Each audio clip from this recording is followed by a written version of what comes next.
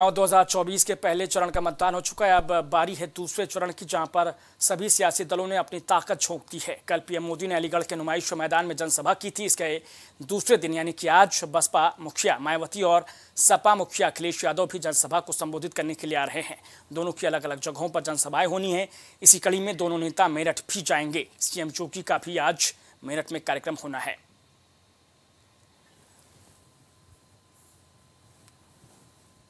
तो देखिए ये 4 तस्वीरें, जिसमें किस तरीके से 22 अप्रैल को अलीगढ़ में थे मोदी, उसके बाद आज मेरठ में योगी आदित्यनाथ हैं। आज अलीगढ़ में ही अलीगढ़ में और मेरठ में अखिलेश यादव, और साथ ही चौथी जो तस्वीर है उसमें देखिए मायावती के कार्यक्रम को लेकर किस तरीके से तमाम जो तैयारियां हैं वो अपने अंतिम चरण में पहुंच चुकी हैं। और मायावती का और साथ ही साथ अखिलेश यादव का भी अलीगढ़ और मेरठ में कार्यक्रम होना है। लखनऊ में ये बड़ी खबर आप तक पहुंचा रहे, जहां छात्रों को अभी करना होगा मुफ्त किताबों का इंतजार। ये बड़ी खबर आप तक पहुंचा रहे हैं। बेसिक शिक्षा विभाग को टेंडर की चुनाव आयोग से हरी झंडी मिल गई है। बड़ी खबर प्राइम टीवी की स्क्रीन पर। हालांकि इस टेंडर प्रक्रिया के बाद भी 2 महीने का वक्त और लग सकता है। ऐसे में कक्षा 1 और 2 के छात्र बगैर किताबों के पढ़ाई कर रहे हैं। अप्रैल से ये सत्र शुरू हो चुका है, नया सत्र परिषदीय स्कूलों में। ऐसे में सवाल ये कि बगैर किताबों के कैसे पढ़ेगा इंडिया, और कैसे पढ़ेगा इंडिया। जब नेता चुनाव में मशगूल हों तो इन बच्चों तक कैसे पहुंचेंगी किताबें। बड़ी खबर प्राइम टीवी की स्क्रीन पर। टेंडर प्रक्रिया शुरू हो चुकी है। हालांकि अभी भी 2 महीने का वक्त लगेगा और उसके बाद जाकर ही ये किताबें मिल पाएंगी। अनुराग त्रिपाठी हमारे साथ इस खबर पर ज़्यादा जानकारी के साथ जुड़ चुके हैं। अनुराग, नेता चुनाव में मशगूल हैं और उधर बच्चे बगैर किताबों के पढ़ाई कर रहे हैं। कैसे पढ़ेगा इंडिया और कैसे पढ़ेगा इंडिया? अनुराग देखिए राम, साफ तौर पर जिस तरीके से सर्व शिक्षा अभियान के तहत सरकार भले ही दावा करे कि लाखों रुपए पानी तरह बहाया जाता है और बच्चों को ज्यादा से ज्यादा बेहतर शिक्षा मिल सके, उसके लिए माहौल और जो किताबें, यूनिफॉर्म वगैरह की व्यवस्था निःशुल्क की जाती है, लेकिन ऐसा होता नहीं दिखाई देता। हर साल इस तरह की खबर देखने में आती है कि जब नया सत्र शुरू होता है तो कहीं किताबें नहीं बढ़ पाती हैं, तो कहीं यूनिफॉर्म नहीं बढ़ पा रही है। और अभी तो ये लोकसभा चुनाव आ गया है, तो ऐसे में नेताओं के पास एक बहाना भी है कि सब उसी में मशगूल हैं। और जिस तरह से चुनाव आयोग ने अब हरी झंडी दे दी है टेंडर को किताबों को लेकर के, लेकिन अभी जो हाल है कि नया सत्र स्टार्ट हो गया है और बच्चे जो क्लास में वो पुरानी किताबों से पढ़ रहे हैं। पुरानी किताबें जो हैं वो भी उपलब्ध होने में काफी दिक्कतें आ रही हैं। तो ऐसे में बच्चों की शिक्षा कैसे चल रही है आप समझ सकते हैं। इसके अलावा जो यूनिफॉर्म की बात कर लें तो यूनिफॉर्म भी अभी तादाद बच्चों की बस उनमें ही पढ़ पाई। ऐसे तमाम बच्चे हैं जो स्कूल ही नहीं आ रहे हैं क्योंकि उनके पास किताबें नहीं। तो गार्जियंस के पास भी बहाना है कि भाई सरकार अपनी तरफ से व्यवस्था नहीं कर रही है और बच्चों का भी जो है हाल वैसा ही है। साफ तौर पर दिखाई देता है कि अगर प्राइमरी एजुकेशन अगर मजबूत नहीं होगी तो बच्चों का फ्यूचर होगा, क्योंकि प्राइमरी ही एक रूट लेवल एजुकेशन है जो बच्चों। अनुराग, किसी भी देश की रीढ़ होती है शिक्षा व्यवस्था, और इस व्यवस्था को मजबूत बनाने के लिए, दुरुस्त करने के लिए तमाम अभियान भी यूपी सरकार की ओर से चलाए जा रहे हैं, चलाए जाते रहे हैं। स्कूल चलो अभियान हो या दूसरे कई बड़े अभियान हो, लेकिन जब अप्रैल से यह सत्र शुरू होना था, ऐसे में क्यों नहीं किताबों को टेंडर प्रक्रिया की शुरुआत पहले की गई थी? सवाल ये भी है।